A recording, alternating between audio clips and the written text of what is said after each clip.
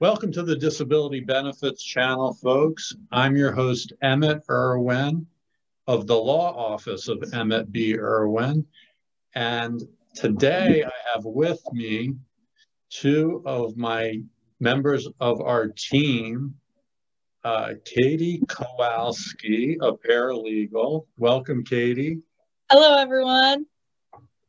And Kelsey Basson, also a paralegal. Hi. Welcome, Kelsey.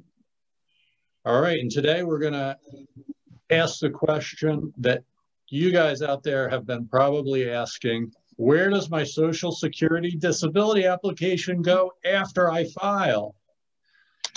So first of all, how do you apply? And it's gonna make a little bit of a difference how it gets to where it's going. So if you're filing an SSI application, supplemental security income, and if you want to know what that is, there's another video on the YouTube channel that addresses SSI versus SSDI. With SSI, you can apply by mail, in person, well, after the pandemic's over, and by phone, by getting a phone appointment to apply through Social Security. You cannot apply online, no matter what they tell you, no matter what you see on the web or on Social Security's website. You cannot apply online for SSI. However, you can apply for SSDI online and by mail and in person after the pandemic and by phone. So where do those things go? What happens to my application after I file it? Well, it goes to the local district office. So if you mail it, you're mailing it to the local district office. If you have a phone appointment, you have a phone call with someone who works at the local district office. And if you apply in person, you're going there, obviously. And if you apply online, once you hit the submit button, it gets transmitted to the local district office. Now, how do you find out what is your local district office? It's the office closest to you, closest to your address of residence. You can find that out at that website. And this is what it looks like. Social Security Office Locator. Now, obviously, you can also Google Social Security Office Locator and get to this page. Make sure it looks just like this, though, so you know you're not going to some fly-by-night company that's just trying to get your personal information or try to funnel you off to a bad Social Security lawyer or other representative. All right, so what happens? What do they do? We're in the way a little bit. What do they do with the application once it gets there? So first they find out if you have the technical eligibility requirements for SSDI or SSI. If you want to learn more about that, it's in another video on this channel. They also find out if you're working too much to be disabled, which is making over the substantial gainful activity amount, SGA. That's $13.10 per month in 2021. Before taxes, before any other deductions, that's about a little more than $15,000 a year. So it's not much. And if you make over that amount, you're not disabled. So if you want to see another video about that, there's another video, top reasons why a Social Security application gets denied. And I talk a little bit more about that rule. And the case at the local district office, which I will refer to as the DO, makes that decision. And if everything checks out, they'll send your claim to medical review, which is the next slide. But what if it doesn't check out? If they don't have enough information, they should call you or send you a letter to request information. Newsflash, they don't. They don't do that. I say sometimes they don't. Actually, it's most of the time they don't. And you have to contact them and ask them, hey, what do you guys need? So if they decide you're working too much, you don't meet the technical requirements that I talked about a little while ago, or if you're uncooperative, they deny the case, but you have a chance to appeal that denial. And again, if everything checks out, they send it on to the next step, which is medical review. So this is the disability determination. Are you disabled or not? Should you get these benefits or not? They send your claim to the state agency. Doesn't have to be your state, but it's called, they call it the state, and we call it the state, or disability determination services, or the state agency. In the office, we call that entity DDS, Disability Determination Service. This is not Social Security. The Social Security contracts this out to the states. In Maryland, it's the Board of Education, interestingly enough. But if you live in Maryland, your claim doesn't have to go to Maryland. In fact, a good percentage of our clients in Maryland are getting their claims determined by Pennsylvania, or Virginia, or DC. I've seen Arkansas, Tennessee. It doesn't matter because they all use the same rules, or they're supposed to. And they do, mostly they do. There's a lot of uniformity. All right, well, this is the definition of Social Security disability. The Social Security definition of disability that you need to be at Disability Determination Services.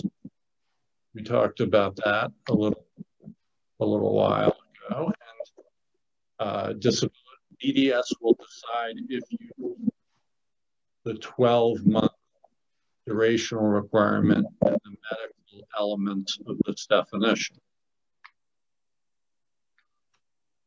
So the first thing that happens is it arrives at the state agency, sits on a desk somewhere or in a computer somewhere, sometimes for months, and waiting to be assigned.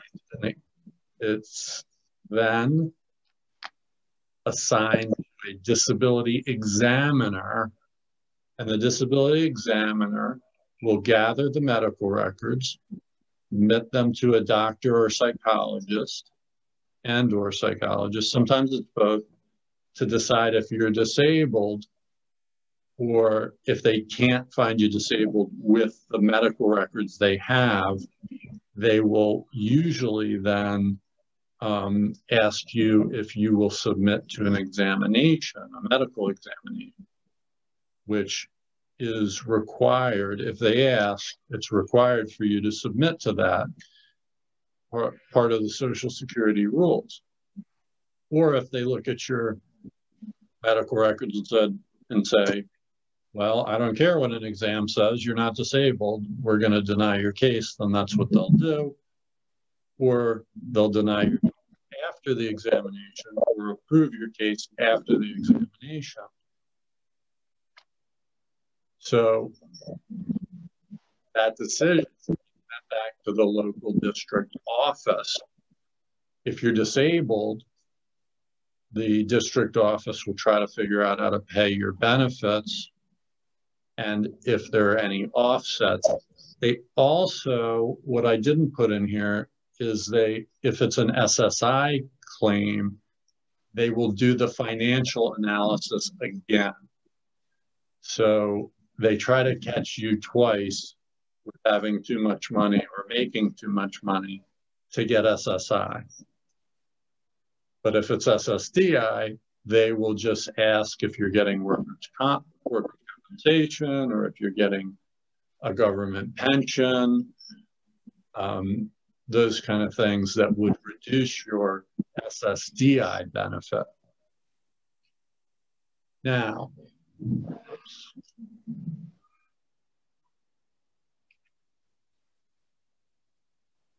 we already covered that. If not disabled, the district office, the DO, will send you a notice and give you a chance to appeal your not disabled decision. And when I say approve or deny, with approve, I usually mean found disabled. And with deny, I usually mean found not disabled. Those are the main ways that people get their claims approved or denied, although there are other ways to get denied other than being found not disabled. All right. Any questions, complaints? Not about me. I do have some questions. Yes. Awesome. Okay. We love questions. So my first question was about the medical exams. Do they do a good job? Will they give me a thorough exam? Sometimes, usually not though. Usually that exam is just a formality. Sometimes I've had medical providers, and those are also contracted out. They're not Social Security doctors. They are contracted to doctors in your community to look at you, and often the doctors or psychologists that are looking at you are not doing it to help.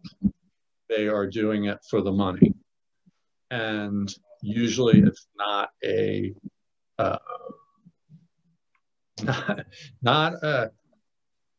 long examination. Usually it's a very short examination where you aren't actually, where the client is not actually examined very well. Great question.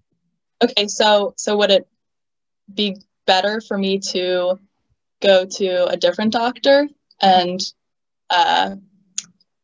the records then would help my case? Well, there's very little choice involved. So Social Security is going to assign the case to a doctor of Social Security's choosing. Now, your own doctor will be sent a notice asking your own doctor whether they want to do the examination on Social Security's behalf. And Social Security will pay them a very small amount of money to do the examination if they agree to it.